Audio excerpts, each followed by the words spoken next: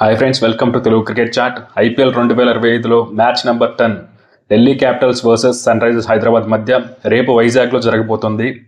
ముందుగా sun Risers Hyderabad అయితే last మ్యాచ్లో ఓడిపోయి అయితే వస్తుంది. అలాగే ఢిల్లీ క్యాపిటల్స్ టీం అయితే లాస్ట్ మ్యాచ్లో ఒక nail biting victory against Lucknow Super జైంట్స్తో గెలిచి వస్తుంది.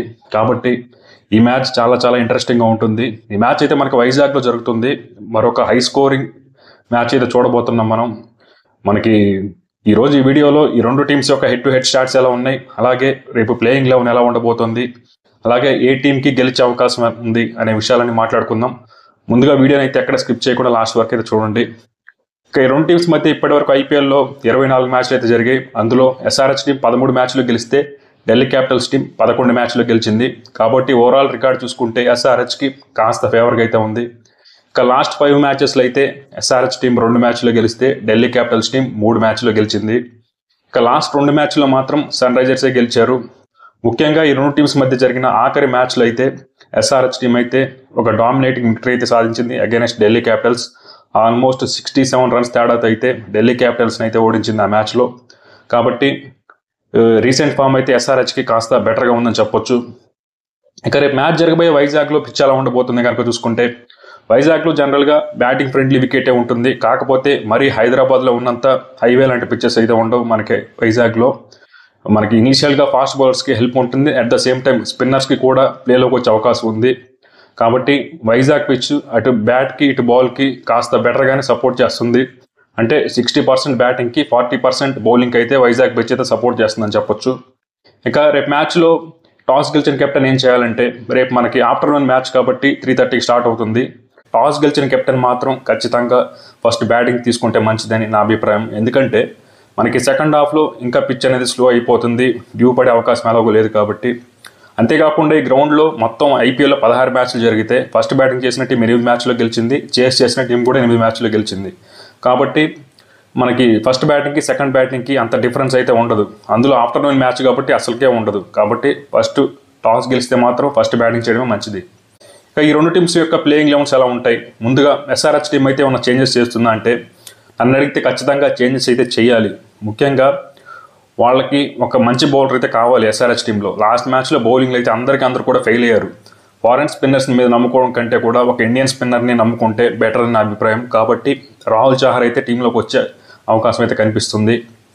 అయితే అలా కాకుండా ఇద్దరు స్పిన్నర్స్తో వెళ్ళాలి, రాహుల్ చాహర్ మరియు యాడమ్ జాంపా అనుకుంటే మాత్రం నెంబర్ 7 వరకు మాత్రమే బ్యాటింగ్ డెప్త్ అయితే ఉంటుంది. మరి వీళ్ళ ప్లేయింగ్లో ఒకసారి చూద్దాం. ముందుగా ట్రావిస్ హెడ్ మరియు అభిషేక్ శర్మ అయితే ఓపెన్ చేస్తారు. లాస్ట్ మ్యాచ్లో ట్రావిస్ హెడ్ అయితే చాలా బాగా ఆడాడు, ఫస్ట్ మ్యాచ్లో బాగా ఆడాడు, సెకండ్ మ్యాచ్లో కూడా చాలా బాగా ఆడాడు. కానీ అభిషేక్ శర్మ మాత్రం లాస్ట్ మ్యాచ్లో అయితే ఫెయిల్ అయ్యాడు. ఇక నెంబర్ 3లో ఇషాన్ కిషన్ అయితే ఆడతాడు. ఇషాన్ కిషన్ ఫస్ట్ మ్యాచ్లో సెంచరీ చేశాడు, లాస్ట్ మ్యాచ్లో మాత్రం 0కి అవుట్ అయ్యాడు. ఇక నెంబర్ 4లో నితీష్ కుమార్ రెడ్డి టీంలోకి వస్తాడు. తను కూడా లాస్ట్ మ్యాచ్లో ఒక 32 రన్స్ అంతా స్కోర్ చేసినప్పటికీ స్ట్రైక్ రేట్ అయితే కాస్త తక్కువగా ఉంది. ఇక నెంబర్ 5లో ఎన్రిక్ క్లాసన్ అయితే లాస్ట్ మ్యాచ్లో తను బాగానే ఆడాడు, కానీ ఒక లైఫ్ వచ్చింది. కాకపోతే ఒక అన్లక్కీ వేలో అయితే తను అవుట్ అయ్యాడు.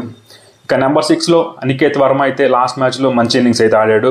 ఆల్మోస్ట్ 200 స్ట్రైక్ రేట్ అయితే బ్యాటింగ్ చేశాడు. కాబట్టి టాప్ 6 అయితే బ్యాటింగ్ పరంగా ఎలాంటి చేంజెస్ అయితే ఉండవు, ఇలాగే ఉంటుంది. ఇక నెంబర్ 7లో ఎవరిని ఆడించాలి? లాస్ట్ మ్యాచ్లో అభినవ్ మనోహర్ ఆడాడు, తనైతే అంతగా పర్ఫామ్ చేయలేదు. ఫస్ట్ మ్యాచ్లో కూడా తనకి పెద్దగా ఛాన్స్ రాలేదు బ్యాటింగ్ చేయడానికి.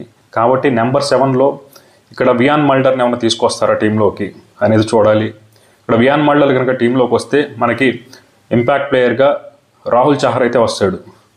లేదు అలా కాకుండా రాహుల్ చాహర్ మరియు యాడమ్ జాంపా ఇద్దరు ఆడాలంటే మనకి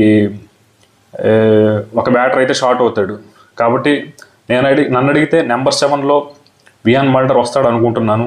ఇక నెంబర్ 8లో ప్యాట్ కమిన్స్ లాస్ట్ మ్యాచ్లో బ్యాటింగ్తో బాగానే పర్ఫామ్ చేశాడు, 2-3 సిక్స్లు కొట్టాడు. బౌలింగ్తో అయితే అంతగా ఇంపాక్ట్ అయితే చూపించలేదు. ఇక నెంబర్ 9లో హర్షల్ పటేల్ అయితే లాస్ట్ మ్యాచ్లో రన్స్కి వెళ్ళిపోయాడు. ఇక నెంబర్ 10లో మహమ్మద్ షమి కూడా అంత ఎఫెక్ట్గా అనిపించలేదు. ఇక నెంబర్ 11లో సిమర్జిత్ సింగ్, తను కూడా ఫస్ట్ మ్యాచ్లో బాగానే బౌలింగ్ చేశాడు, కానీ లాస్ట్ మ్యాచ్లో మాత్రం అంతగా ఇంపాక్ట్ చూపించలేదు. ఇదైతే ఎస్ఆర్హెచ్ యొక్క ప్లేయింగ్ 11. ఇక ఇంపాక్ట్ ప్లేయర్గా రాహుల్ చాహర్ వస్తాడు అనుకుంటున్నాను ఈసారి. ఇక ఢిల్లీ క్యాపిటల్స్ టీం విషయానికి వస్తే వీళ్ళ టీంలో కూడా ప్రాబ్లమ్స్ అయితే ఉన్నాయి. లాస్ట్ మ్యాచ్లో వీళ్ళకి అశుతోష్ శర్మ మరియు విప్రజ్ నిగమ్ అయితే అద్భుతంగా పర్ఫామ్ చేశారు కాబట్టి గెలిచారు. కానీ లాస్ట్ మ్యాచ్లో వీళ్ళు ఓడిపోవాల్సిన మ్యాచ్. వీళ్ళకి బ్యాటింగ్ అయితే టాప్ ఆర్డర్లో కొన్ని ప్రాబ్లమ్స్ అయితే ఉన్నాయి. జేక్ ఫ్రేజర్ లాంటి వాళ్ళు అంతగా పర్ఫామ్ చేయలేదు. అలాగే అభిషేక్ పోరెల్ కూడా ఫస్ట్ మ్యాచ్లో ఫెయిల్ అయ్యాడు. కాబట్టి అవి 2 స్పాట్స్ మినహాయిస్తే వీళ్ళ టీం అయితే చాలా స్ట్రాంగ్గా ఉంది బ్యాటింగ్లో. అంతేకాకుండా కేఎల్ రాహుల్ తిరిగి వస్తున్నాడు కాబట్టి ఖచ్చితంగా ఢిల్లీ టీం అయితే బ్యాటింగ్లో అయితే స్ట్రాంగ్గా ఉంటుంది ఈసారి.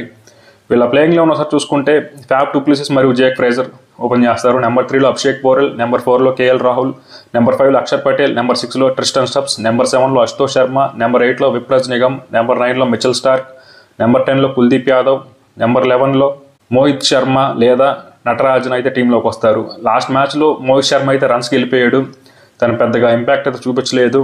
తన స్లోయర్ వన్స్ అంతగా వర్కౌట్ అయినట్టు కనిపించలేదు. కాబట్టి నాకెందుకో నటరాజన్ అయితే తీసుకొస్తారనుకుంటున్నాను. ఇక ఇంపాక్ట్ ప్లేయర్గా వీళ్ళకి ముఖేష్ కుమార్ అయితే వస్తాడు.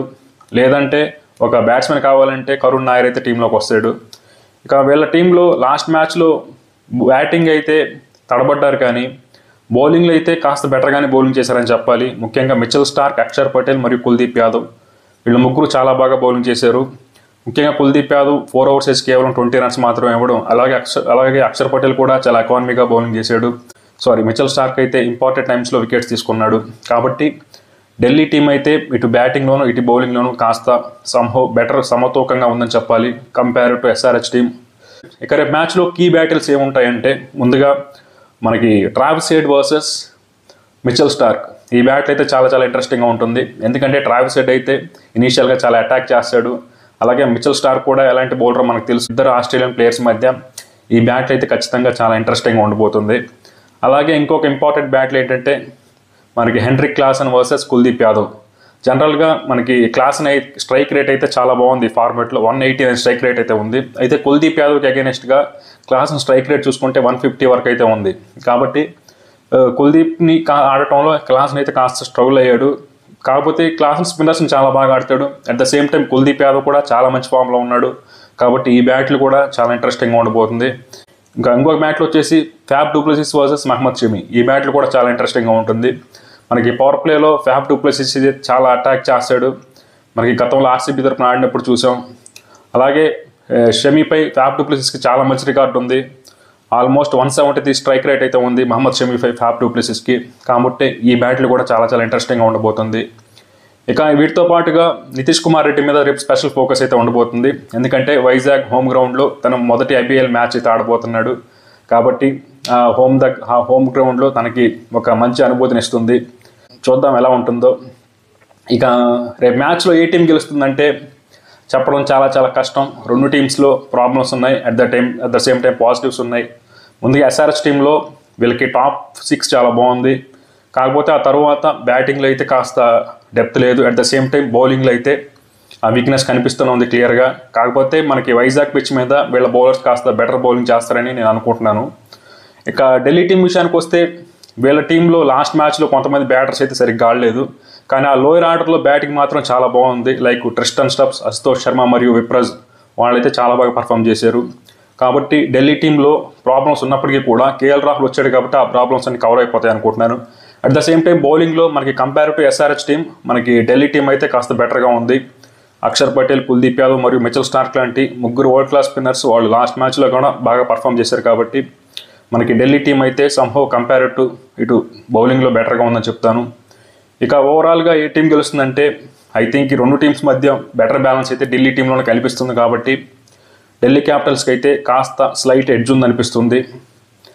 అంతేకాకుండా టాస్ మీద కూడా డిపెండ్ అయి ఉంటుంది. ఫస్ట్ బ్యాటింగ్ చేసిన టీంకి అయితే కాస్త అడ్వాంటేజ్ దొరికే అవకాశం ఉంది. మరి చూద్దాం ఏం జరుగుతుందో. నేనైతే ఢిల్లీ క్యాపిటల్స్కి కాస్త స్లైట్ ఎడ్జ్ ఉందనుకుంటున్నాను.